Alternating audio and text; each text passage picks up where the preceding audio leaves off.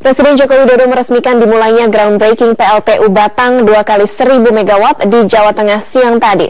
PLTU Batang merupakan pembangkit tenaga listrik terbesar di ASEAN.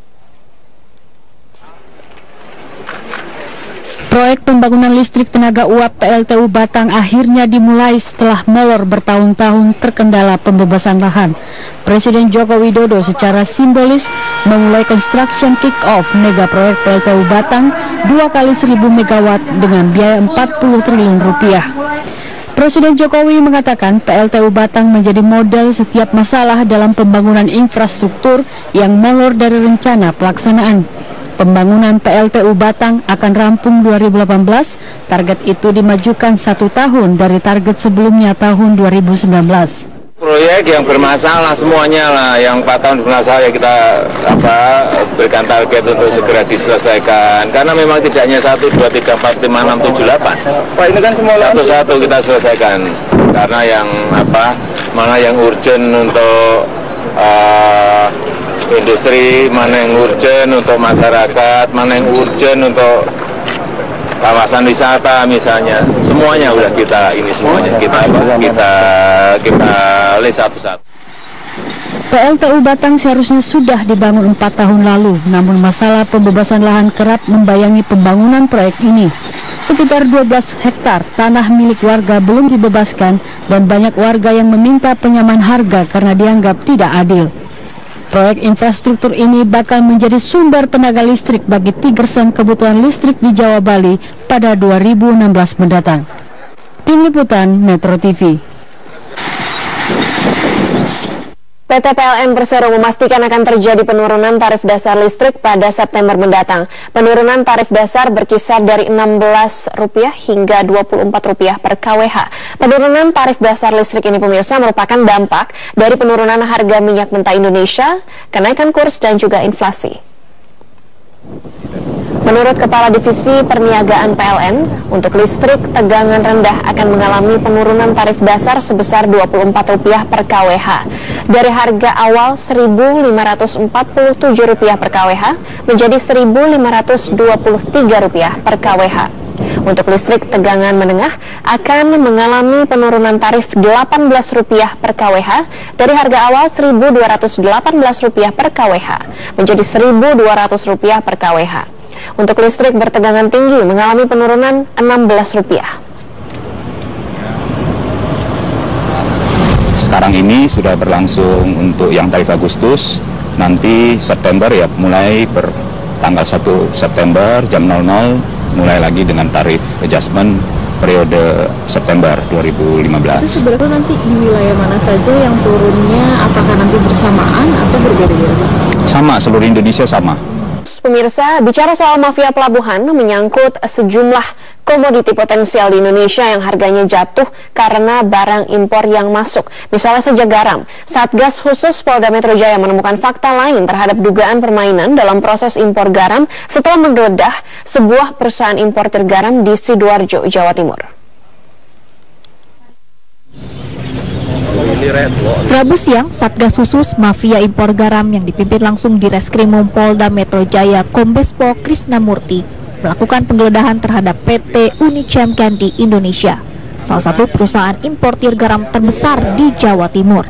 Perusahaan ini disebut-sebut sebagai salah satu dari 7 samurai mafia garam. Penggeledahan dilakukan terkait dugaan mengalirnya uang pelicin dari perusahaan tersebut kepada Dirjen Kementerian Perdagangan Luar Negeri nonaktif Partogi Pangaribuan sebesar $20.000. Namun tidak mudah. Dalam proses pengusutan mafia impor garam tersebut, sebagai Ketua Tim Satgas, Krisna mengakui mendapat sejumlah intervensi yang dilakukan oleh oknum-oknum tertentu untuk menghambat proses pengungkapan.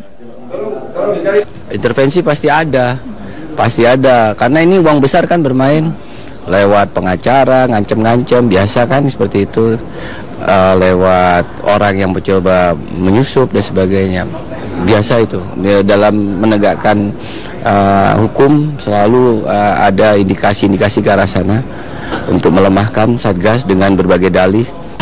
Begitu kita membutuhkan keberadaan garam dalam kehidupan sehari-hari. Namun sayangnya Nasib para petani garam hingga saat ini begitu memprihatinkan, termasuk di kawasan Gendong, Jawa Timur, tempat saya berada saat ini. Memprihatinkan, salah satu kata yang menggambarkan kondisi para petani garam tradisional di wilayah-wilayah pesisir Indonesia. Bukan tanpa alasan, perjuangan mereka memproduksi garam tidak mencukupi kebutuhan sehari-hari.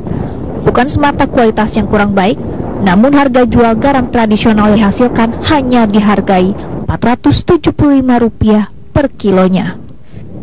Ya mau jual kemana? Ke pabrik juga banyak yang ngimpor dari luar negeri. Suppliernya 10 hektar berapa? Kebanyakan di sini dibuang di gudang terus dibawa ke Kediri. Cukup nggak untuk memenuhi kebutuhan sehari-hari? Tidak cukup. Iya. Ya pinjem, kadang-kadang pinjem nggak bisa bayar utang. Senada, keluhan juga disampaikan Ketua Himpunan Petani Garam Jawa Timur Muhammad Hasan dalam Kongres HMPG beberapa waktu lalu. Hasan secara lantang menyatakan selama ini para petani garam menjerit lantaran produk garam tradisional yang mereka garap tidak terserap oleh perusahaan. Terhadap penyerapan garam rakyat. Yang kedua, jatuhnya harga. Nah, sehingga masyarakat petani garam ini dirugikan oleh adanya importasi garam selama ini. Tahun lalu, Menteri Kelautan dan Perikanan Susi Pujiastuti telah mengingatkan pemerintah adanya praktek mafia garam yang diduga telah merugikan para petani garam lokal di Indonesia. Ketegasan dan konsistensi dari pemerintah diharapkan akan menuntaskan problematika karut-marut proses bongkar muat di pelabuhan atau dwelling time, hingga pemberantasan mafia impor garam. Dari Surabaya, Jawa Timur, Danis Anissa, Ajat Hudiatno, Metro TV. Kita beralih ke informasi lainnya pemirsa. Akhir pekan ini nilai tukar rupiah perlahan mulai stabil di kisaran 14.000 per dolar. Dampak dari rencana pemerintah merilis paket kebijakan stimulus ekonomi untuk menopang stabilitas nilai tukar rupiah sepertinya ampuh meyakinkan pelaku pasar. Nilai tukar rupiah di pasar spot sedikit melemah dibandingkan kemarin. Rupiah berada di level 14.036 per dolar pada pukul 13 waktu Indonesia Barat. Rupiah stabil di level tersebut selama sepekan terakhir. Namun berdasarkan data Jakarta Interbank Spot Dollar Rate, rupiah menguat dibandingkan kemarin dari 14.128 menjadi 14.011 per dolar. Dalam sepekan ini, rupiah berada di rentang 13.900 hingga 14.000 rupiah. Dodi Budi Waluyo, Direktur Eksekutif Departemen Manajemen Strategis dan Tata Kelola Bank Indonesia mengaku, jika nilai tukar rupiah stabil karena Bank Indonesia selalu berada di pasar melakukan operasi pasar terbuka untuk menstabilkan nilai tukar jika terjadi tekanan. Global, dolar Amerika itu tetap sedang menguat, dan itu berimplikasi kepada seluruh mata uang negara lain yang merupakan mitra dagang kita, pesaing dagang kita. Tentu kemudian secara fundamental tidak justified bagi kita untuk membiarkan nilai tukar kita tetap kuat, karena artinya daya saing kita akan semakin berkurang. Nah, jadi tentu itu tadi selalu ada di market. Kemarin apakah kita ada di market? Ya, Bank Indonesia tetap ada di market, dan ya, kita berupaya mendukung momentum perbaikan sentimen yang terjadi kemarin di pasar global. Ya, kita coba dukung supaya kenapa Indonesia BI ada di market? Karena kita sejak awal sudah mengatakan bahwa pelemahan nilai tukar yang terjadi sampai saat ini, angka 14.000 itu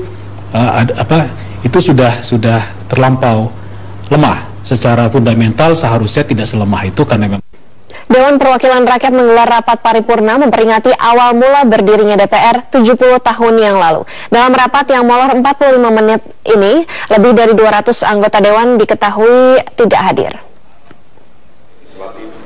Ketua DPR Setia Novanto memimpin rapat didampingi Wakil Ketua Fahri Hamzah, Agus Hermanto, dan Fadlizon. Sementara itu rapat yang dijadwalkan pukul 9.00 waktu Indonesia Barat baru dimulai pukul 9:45 menit waktu Indonesia Barat.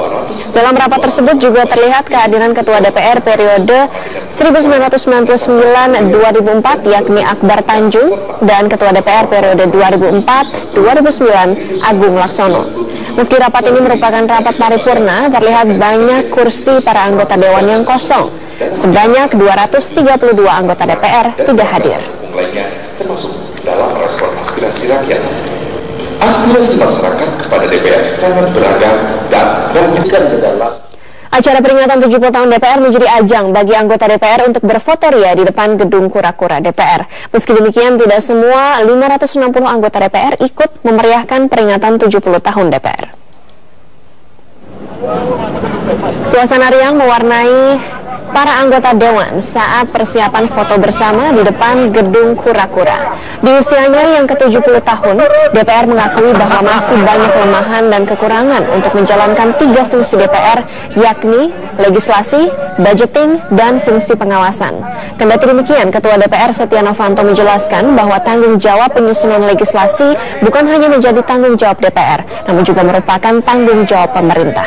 DPR periode 2014-2019 selama 10 bulan terakhir baru menghasilkan 3 undang-undang. Sementara yang menjadi target dalam program legislasi nasional adalah 36 produk undang-undang. Harus ada komitmen di antara kedua lembaga tersebut dalam menyelesaikan pembahasan RUU. DPR periode ini tetap berkomitmen bahwa jika pemerintah solid dalam legislasi, DPR pun dapat mempercepat program legislasi nasional. Dewan Perwakilan Rakyat menggelar sidang paripurna dalam rangka ulang tahun DPR yang ke-70 di Kompleks Parlemen. Dalam pidatonya, Ketua DPR mengakui kinerja DPR yang belum maksimal pasca pemilihan presiden. Ketua DPR Setia Novanto yang memimpin langsung sidang paripurna hari ini mengakui kinerja lembaganya masih kurang maksimal pasca kisruh pemilihan alat kelengkapan Dewan antara kubu Koalisi Merah Putih dan Koalisi Indonesia Hebat. Hal lain yang juga menjadi sorotan dari kinerja DPR adalah masih minimnya produk legislasi yang dihasilkan oleh Dewan. Program legislasi nasional tahun 2015 menargetkan setidaknya 37 rancangan undang-undang. Dari target tersebut hanya 2 undang-undang yang baru disahkan. Di antaranya adalah Undang-Undang Pilkada dan Undang-Undang Administrasi Pemerintahan. Sementara itu Undang-Undang MD3 merupakan revisi undang-undang dari DPR periode sebelumnya. Hingga kini ada 13 RUU yang masih dalam pembahasan dan 10 diantaranya RUU usulan DPR serta 3 lainnya adalah usulan pemerintah. Namun demikian, Wakil Ketua DPR Fahri Hamzah menyatakan bahwa penurunan kinerja DPR akibat tim dari pemerintah yang tidak solid. Menurutnya, banyak rancangan undang-undang yang justru menuai perdebatan di internal kabinet. Kan itu tadi yang ditegaskan oleh Ketua DPR bahwa pada dasarnya DPR bisa mempercepat proses legislasi kalau pemerintah juga solid. Ya. Jangan lupa ya, di dalam banyak undang-undang di pihak pemerintah banyak tidak solid. Undang-undang KUHP kita tahu, jangankan dengan KPK, polisi dengan jaksa juga kadang-kadang nggak solid, gitu loh. Jadi kita ingin ini ada soliditas, lalu kita bahas bersama. Kita mencontohkan bagaimana kalau pemerintah solid dalam Undang-Undang MD3 kita cepat cuma 2 minggu. Kinerja nyata wakil rakyat yang masih minim ini berbanding terbalik dengan sejumlah proyek dan penganggaran yang diajukan oleh Dewan. Mulai dari rencana mega proyek pembangunan 7 gedung di Kompleks Senayan, pengadaan kasur rumah dinas anggota Dewan, dan sejumlah proyek lain yang tidak berdampak langsung pada rakyat yang diwakilinya. Tim Liputan Metro TV.